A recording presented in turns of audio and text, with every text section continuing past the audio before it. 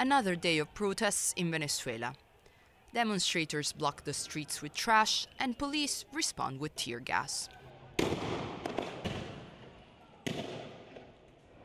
During the day, the protests had been more peaceful, though the huge numbers from both sides who turned out on the streets of the capital showed just how divided the country has become.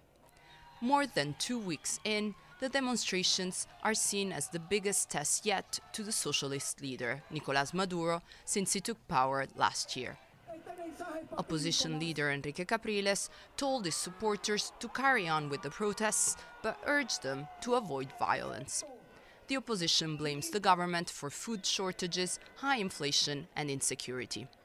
On the other side of the city, women marched towards the presidential palace to support Mr. Maduro, who accuses the opposition of trying to organize a coup against him.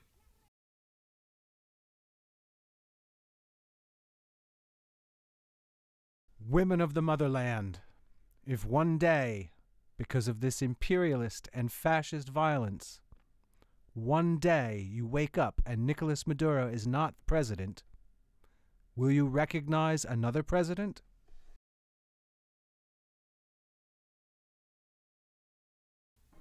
Mr. Maduro has been using strong language over the past few days, accusing Washington of supporting what he called fascist protesters. He has expelled US diplomats while at the same time urging US President Obama to hold talks with his government.